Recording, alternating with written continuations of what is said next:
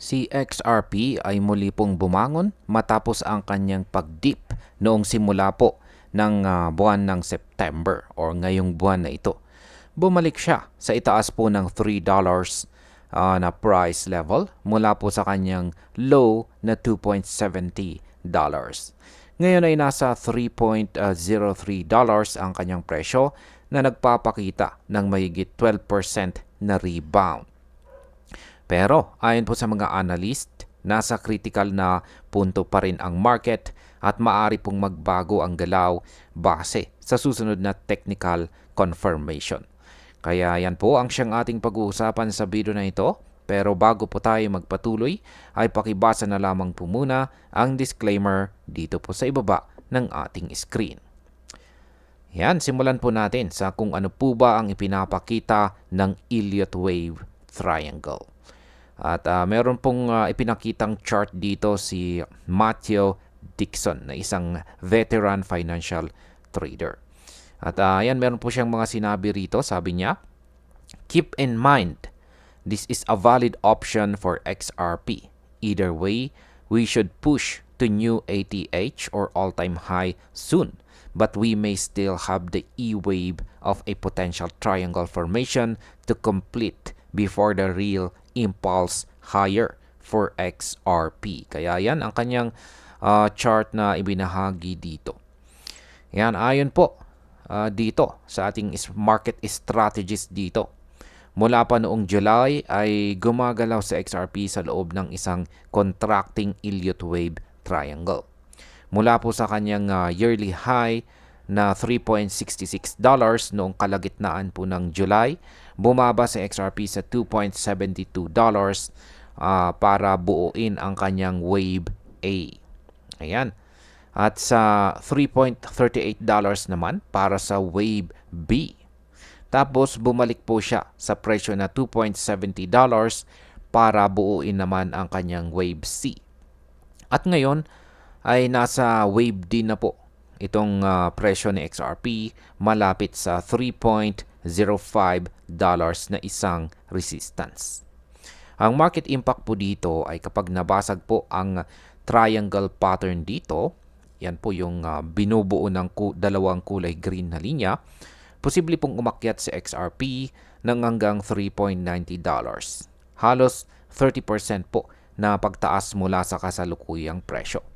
Pero kung ma-reject po siya sa resistance, yan, sa kanyang resistance, at yan po yung ibabang bahagi ng triangle pattern dito, maaari pong bumalik sa XRP sa mga presyong $2.65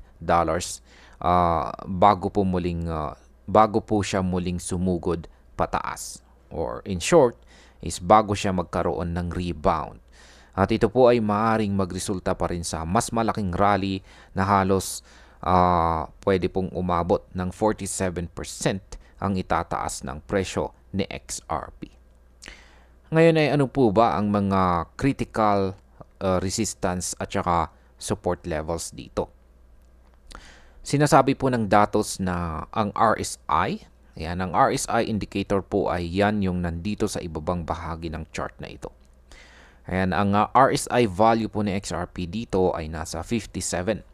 Ibig sabihin ay nasa neutral zone pa at may puwang pa na gumalaw pataas or pababa.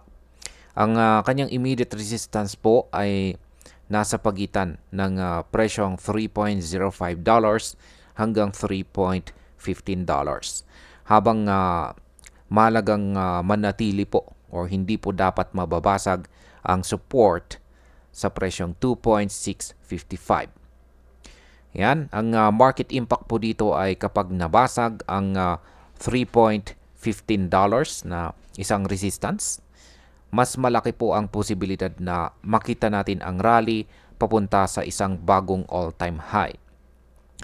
Pero kapag nabasag naman po ang $2.65 na support, maaari itong magbigay ng advantage sa mga sellers at magbukas ng posibilidad ng mas malalim na pagbagsak.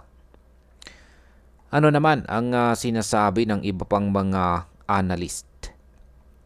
Ayan, ayon naman po kay EGRA Crypto, ang chart ni XRP ay kahawig din ng symmetrical triangle na may pantay na chance na pumutok pataas or pababa. Kapag nagsara po ang kanyang presyo sa itaas ng $3.077 hanggang $3.13 sa 3-day chart. Yan, makikita po sa 3-day chart. At maliban po dyan ay kung nakuha niya muli ang 21 period SMA, ay magre-resulta po ito sa paglakas ng bullish signal. Pero kung bumaba po siya sa $2.77 na price level, lalong-lalo na po sa $2.55 na support, ito po ay sinyalis ng mas malalim na kahinaan sa market.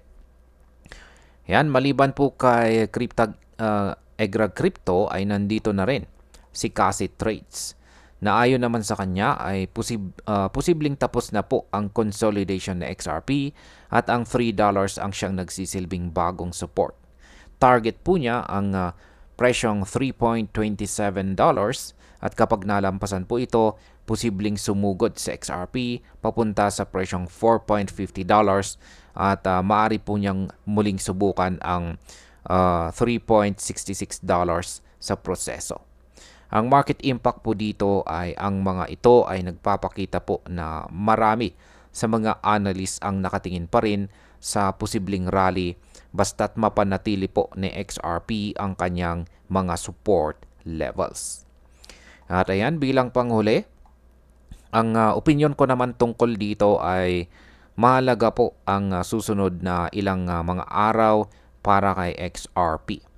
Kung makalusot po siya sa resistance na $3.15 at siya magagawa niyang magsara ng malinis sa itaas ng price level na ito, malaki po ang chance na makita natin ang rally hanggang sa presyong $3.90.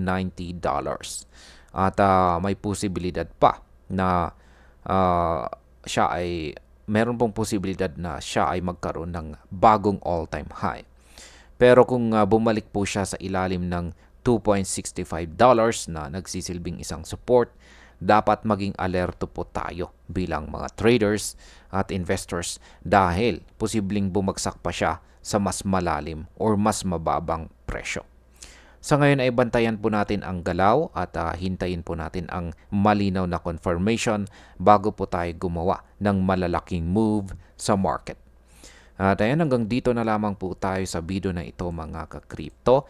Marami pong salamat sa panonood. Ingat po tayo lagi at God bless po sa ating lahat.